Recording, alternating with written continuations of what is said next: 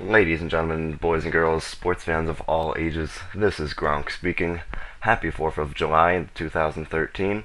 This is a Indiana Pacers Association video. It's not official, I just wanted to get something recorded so I could talk over it. You guys let me know what team you want me to do for an actual association series. The teams for the NBA that I like are the Bulls. I'm not in Chicago, but I've liked them for a while. I really like Derrick Rose. It was a shame to see him get hurt, but I originally started liking Derrick Rose because I got some of his basketball shoes, and then I found out that he was a really good player, so it all worked out, and I started to like the Bulls as a whole. Joakim Noah and all those guys. I thought they had a chance in the playoffs, but then after winning one game against the Heat, they got destroyed by the Heat, and the Heat would obviously go on to win the NBA Finals. I also like the Brooklyn Nets. I really like how the Nets relocated to Brooklyn with the whole Jay-Z really remaking the team. Jason Kidd has become their new head coach, which I find really interesting. I'll be following that team closely. I really like Darren Williams and Brook Lopez, both very talented players. I like the New York Knicks as well. Just in terms of my location, I'm in New Jersey, and New Jersey doesn't have a team anymore because the Nets moved. So I like the Knicks. They're pretty good. They have J.R. Smith, Carmelo Anthony, Amari Stoudemire, Iman Shumpert, all those guys. A talented team, and fairly successful. They should make the playoffs this coming year, but obviously we can't predict the future. I also like the Pacers. That's why I have this video of myself playing as them in association mode. I started watching the NBA during the finals this season and started rooting for the Pacers. I liked the feel of the team, like really almost just no gimmick needed, as some wrestling fans say. Just they seem like a legitimate team. Just Paul George, George Hill, Roy Hibbert, Lance Stevenson that became the dark horse for them in the playoffs, and I really thought they had a chance to beat the Heat, but obviously they would go on to lose to the Heat in 7, and then the Heat would move on to beat the Spurs. Anyway, at the gameplay, this is Michael Kidd Gilchrist making some free throws, and then Paul George gets the ball. He dribbles, he passes to Tristan Thompson. In this Pacers association, I really traded away a lot of players. I left the big three and Paul George, George Hill, and Roy Hibbert, but then I just did away with most other players. Danny Granger, I traded away. I don't remember what trade specifically. I traded for Tristan Thompson. He's been a pretty good impact player, not a starter, but a good role player. He's young, and I think he could develop in real life and in this game if I use him properly. There's Michael Kidd-Gilchrist missing a jump shot. Thompson passes to Hibbert, who passes to Paul George, who gets stopped, but then passes back to Tristan Thompson. Just moving the ball around here. George Hill with the ball. Tries to run spin move, loses the ball. Ben Gordon, I believe, I think that's his name, gets the ball and passes, and then shooter gets fouled. I can't see who it is. Ben Gordon again. Makes one free throw. And makes another. Goes 2 for 2 at the line.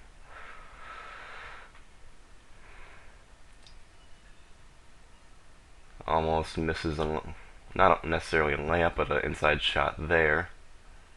I think that's Darrell Young. I traded for him, from the 76ers. I don't know too much about basketball right now. I'm really trying to get into the sport. That's why I play this game, and I like the sport, but I just don't know too much about the actual teams. So another turnover, a lot of turnovers in this game. I don't want to spoil anything, but it would really affect the game as a whole. Nice pass there, and gets the contested layup. I don't know if you call it a layup. I really don't know much about basketball, as I said. Paul George is really the star of this team. He's an insane dunker in NBA 2K13. He's just a great all-around offensive player. I've learned that he's not so good on defense, at least the way I use him. Usually I'll test a guy on defense by just going for a steal when I'm playing as him, and Paul George cannot just go for a ball when someone hasn't and steal it. Otherwise, you'll just wind up with a bunch of reach-in fouls, and you could foul him out. But a backcourt violation there, forced by Paul George. He's not bad on defense. I'm not saying that, but apparently, like after I made all these trades, the game is saying that I have like the 6th ranked defense in the league, but like a 28th or something ranked offense, which just doesn't make sense to me. I've got George Hill, I've got Roy Hibbert, I've got Paul George, all those guys just, and they're great on offense. I see Gerald Wallace not in the background, but in the background of the scoring. I traded for him more recently. I did a bunch of trades originally, and then I traded Lance Stevenson, someone else, I don't really remember. Some of these guys traded for draft picks, they weren't getting in on the rotation, so I just went and got some extra draft picks. George Hill gives it to Paul George. A really good 1-2 combination. George Hill just will rain down threes from the outside, and George Hill can dunk when needed. Almost turns the ball over. Again, Darrell Young passes. Gerald Wallace spins, passes again. Paul George. I don't get how that whole thing works. Like the shot grade, I guess I'll call it. That said it was a C, and sometimes it'll miss even if it's an A plus. And then you'll make something like that where it'll have a yellow grade, a green grade, but then it'll have a C grade. I don't understand how it works. It confuses me. It's pretty frustrating, especially when you've got some. I guess it's Paul George. He has good ratings, so pretty much no matter what shot he'll take, he'll make it unless he's on the cold streak. A good pass and a 3-point play there. Ben Gordon, I think. Timeout taken.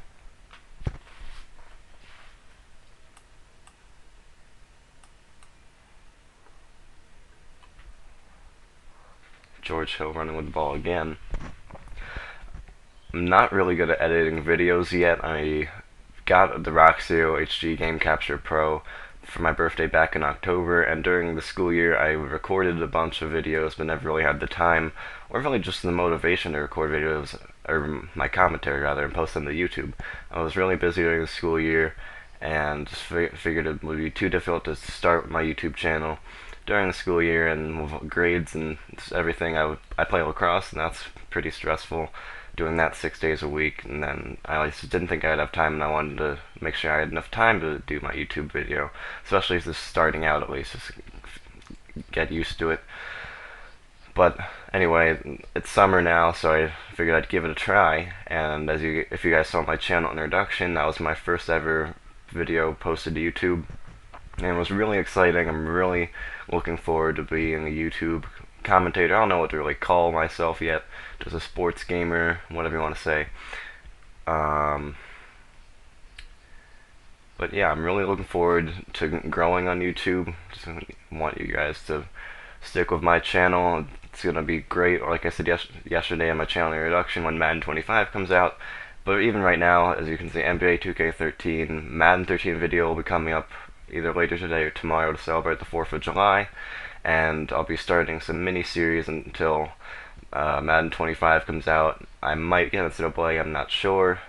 And then later in the fall, WWE 2K14 and NBA 2K14.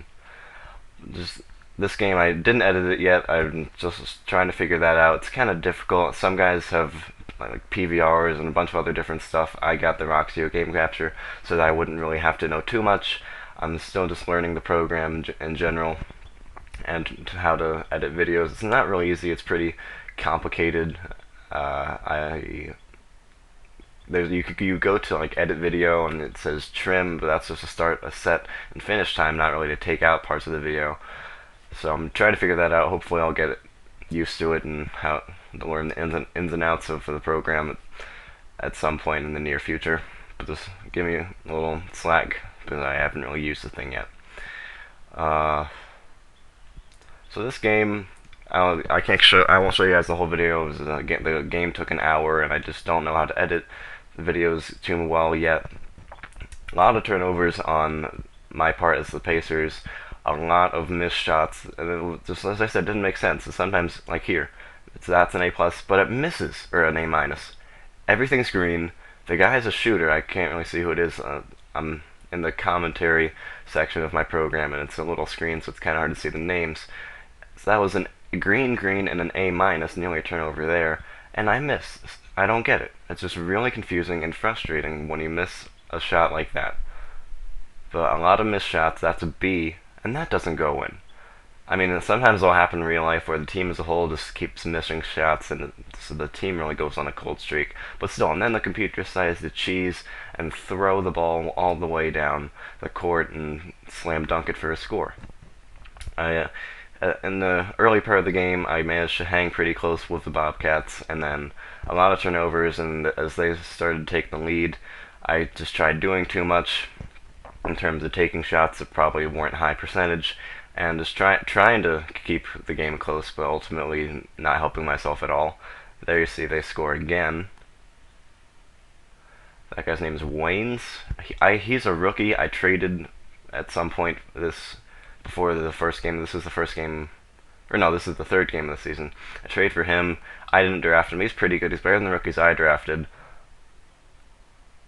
But he misses again. It's a green and another green, but a B yellow. I don't understand how it works. Hopefully I'll figure that out at some point. Maybe you guys could help me out with that, just so I can learn this game a little better. Kid Gilchrist with the ball.